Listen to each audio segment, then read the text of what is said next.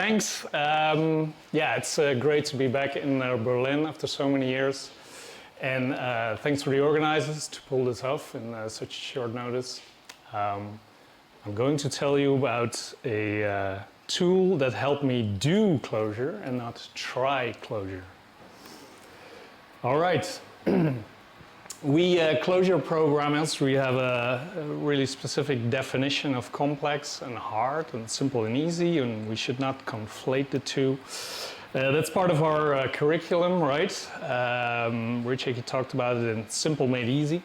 So we have the simple and the complex, which is objective, and then we have the subjectiveness of easy and hard, and we should get the clear separation between the two rows. I would like to have our discussions in the top row, right? Those are productive discussions. And yeah, if teams don't, if they conflate these concepts, then you have less, how do you say it, productive discussions. And obviously, with this curriculum comes that people don't frown when you say, I'm going to decomplex something, so that's another benefit. And so if you have that in the technical domain, you can also apply it to different things in your life. So for me, that was, for example, learning Danish. I moved to Denmark 2 years ago from the Netherlands, and I could apply these concepts. So for example, Danish is simpler than Dutch and German. And there are less rules in the Danish language, and there are also less exceptions to those rules. And I put Dutch and German because really if you're a native Dutch speaker or Danish speaker, you really don't know the rules actually. But like German, I needed to learn that as well. It's one point in my life. So I know those rules. Okay, so knowing Dutch makes Danish easier. They have more in common, same expressions, the order of the words, etc. But in the end, there's no way around it. Learning a new language is really hard. So let's talk about learning hard things. Dun, dun. All right, learning Clojure. That was about 13 years ago for me. And I was doing a lot in Ruby, so it was like, learning this besides doing stuff in Ruby. So I got a couple of hours a week, and turned out there was a little bit, a big shopping list to get started. It's like back in the time there was Leiningen. You needed to, know about the config of Leiningen and, how to set up a project, and then the editor stuff, obviously, like structural editing. You need that, no way around it. And REPL setup, obviously. And then at the end, learn Clojure. So, okay, I got started. I read a lot of blog posts. I saw some videos, saw some awesome editor setups. And I decided, let's do Emacs. Let's do it. Yeah. Right, so I had the feeling that, there was always some config missing. When I returned to a project a couple of weeks later, I got this urge again, or things were falling over, and, config seemed fragile. So yeah, the complexity budget, was fairly quickly reached, and I was simply not doing Clojure. And that changed. When I discovered this cookbook and Avery Quinn's line try. And that was just, line try, some library, you get into REPL, and then the cookbook, describes real-world recipes, like, working with time, working with CSV, connecting to Redis, JDBC, and that's much more fun. It gave focus, and it allowed me to do a whole lot of things. Not like I didn't need to worry about a project or like lining in, no editor setup. I was doing Clojure. So that reminded me of this famous quote. It's like David Heinemeier Hansen showing Ruby on Rails and saying like, look at all the things I'm not doing. And that was the essence. Right, so fast forward to today. Yes, I started using Emacs. It's a really good setup, especially these days, and for projects you need this. I'm using Prelude, which is a opinionated config by the author of Cider. So, right, I don't still have the urge to do all the config myself. Another thing, I never stopped trying out libraries, right? So first I needed line try to get to know Clojure. And later on, that is how Clojure projects are composed. They are composed of libraries, and you need to know the libraries. So that part stayed. But, even with that activity, the complexity budget is still relevant. Right. And so therefore, when tools deps was announced in 2017, soon after I developed the line try for tools deps. So this was the first version, 2018, line try for tools deps. It still uses Bruce Haumann's rebel-readline, which is an awesome piece of software, and it gave IDE features for the REPL. So more convenience. And I added the tools deps alphas add lib, which was recently merged into Clojure. But it already existed back then in some separate branch. And you could add dependencies in your REPL session without killing that session. So that was all in all more convenience, but the same IDE. Fast forward to today, and the interface changed a bit. This didn't change.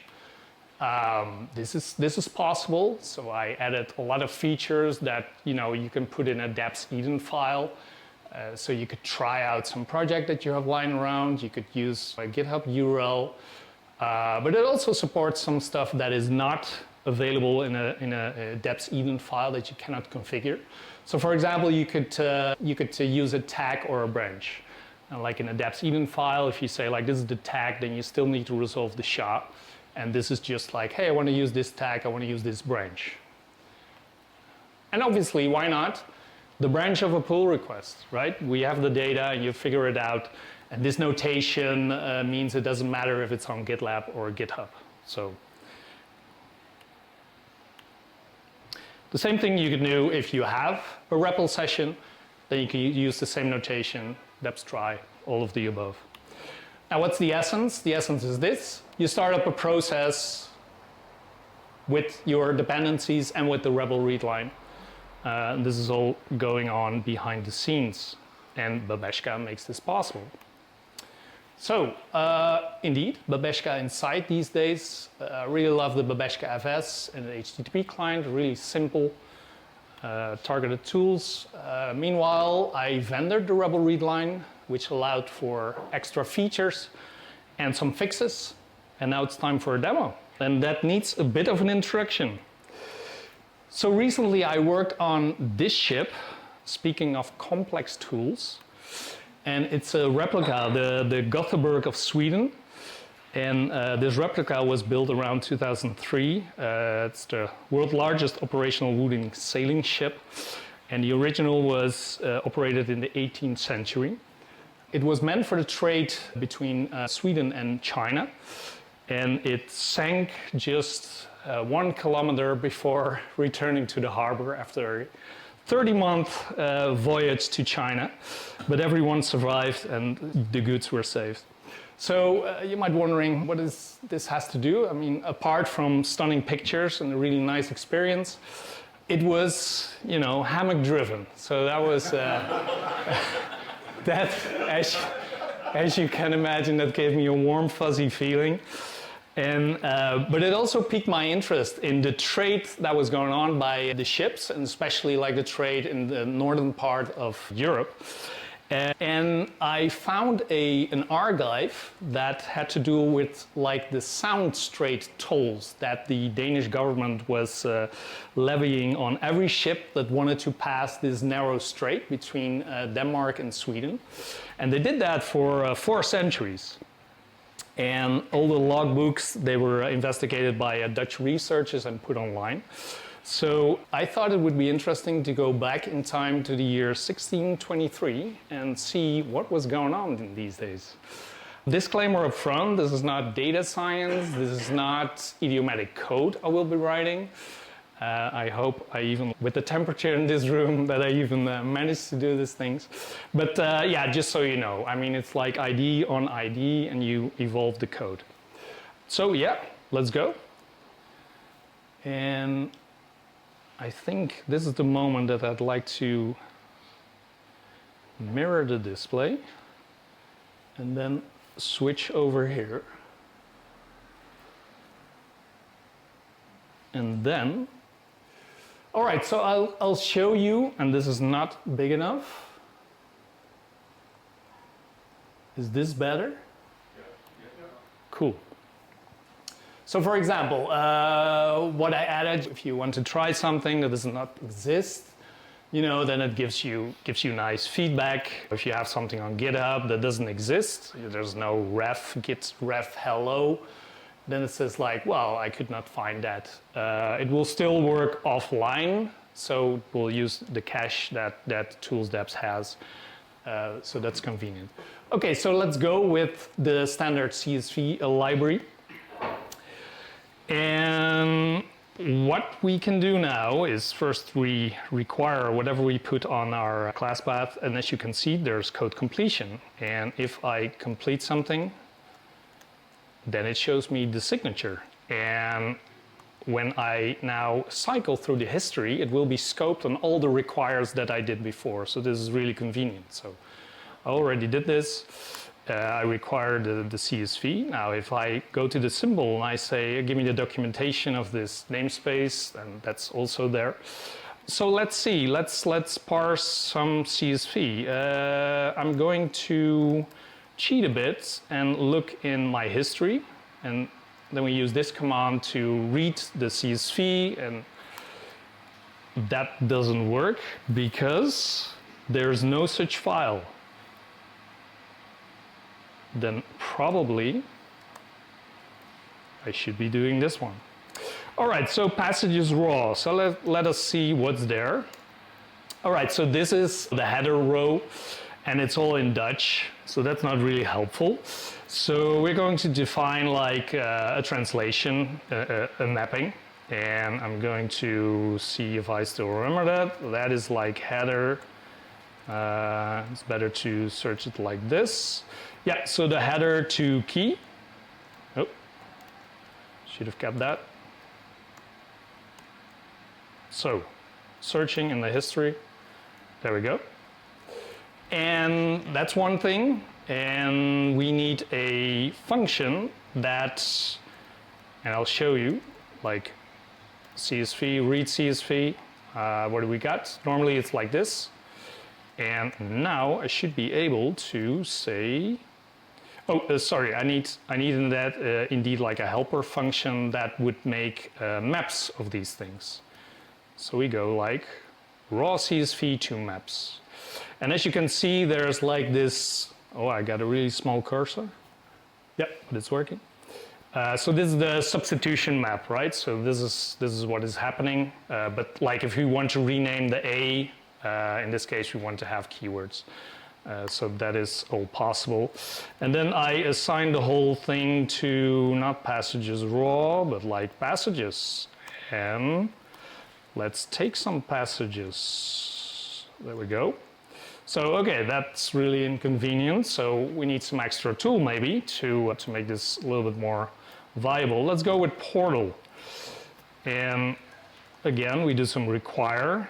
It's somewhere in my history, which is convenient, and it opens a really small thing. So let's see. Oh, it's tiny, tiny, tiny. So this thing should go on the left one, this one on the right side, and then I should size this one up. So let's try this again, because did this. Let me say, boom. Whoops. That one should work. All right, so we have passages. How do they look like? We got a skipper name. We got an amount which is empty. We got a day. We got like where's the skipper from, and a month. Okay, that looks good. Let's see. I'm going to cheat here because right. So how busy was it? Let's see. So if we say like passage month, and then for all the passages, this will be too big because Let's first see, and we can just evaluate in place here. How many passages do we have? It's more than 8,000. So that's nice. And we'd like to see like how busy was it in what month. So we can grab all the months out of that, and then we can say frequencies. I don't know that thing. Let's see examples.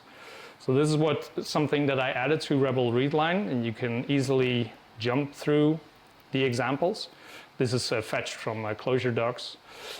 So frequencies, that will also be fairly big. So we can say sort by second, because this will like, maybe we can evaluate it. Right, so this will be the thing. It's per month, and now we want to sort that just to get like a ranking list. So this is the ranking list, like May was the top month, and down in the list there's like January, February, hardly any traffic. Okay, I'm going to round this off, and I think an interesting thing is to see, obviously we can send this to Portal, but not that interesting. I think another interesting thing to see is like, where were all the skippers, where did they come from? And if we do the same thing, we say passage skipper, and I got some nice code completion here because I used these keywords already.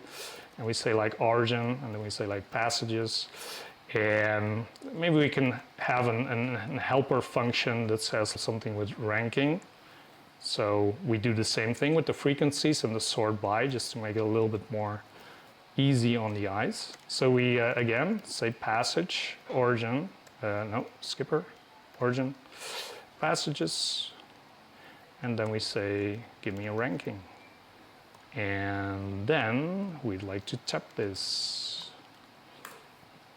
And I need to scroll up. So these were where the skippers came from. This is not where the ship came from. This was probably the ship owner. And if you're Dutch, you recognize a lot of names here. This is like Terschelling, Hoorn, Amsterdam. And there's obviously Hoorn again because the data is not cleaned. Rostock, Hamburg. Well, you get the drift. So yeah, there's that. Hopefully this gave you a bit of an insight in how to use this. So what is the future for this tool? Future IDs. What if, and essentially what if we can add, more convenience, even more convenience? So what if recipes would exist? So we go back to the cookbook example, and for example, this file, this recipe file could exist in the deps-try repository, and you could then maybe load it in like this. And then if you cycle through your history, you'll see the last command. So, So this will be the first command. You can eval it. Then you get a new prompt, and you just pick them from your REPL history, and it's always the latest step. So it's really easy to go through. It's easy to teach people some code. What if, well, the next step would be like listing recipes. Everyone can contribute, and there's a quirky way to, how do you say it, to search for stuff. Okay, what if we had some Clojure tutorials on YouTube? I'm going to give this a try, so if you want to be notified, subscribe. It would be cool, right, with the recipe, like in the movie, in the video description, like replay this with this recipe. All right, now we all know that people don't read, people that use software, they don't read instructions, but then weirdly enough, if you visit a library's start page, a project page, then there's prominently the Readme. So we are supposed to read, and wouldn't it be cooler to just try out some stuff? So you get the same idea about the recipe, you seed your REPL history with all the things that the author thinks are cool to walk through the software. What if finding libraries was convenient? I still have to go somewhere else to find what SQLite library I should use. Finding versions, same thing. That's it.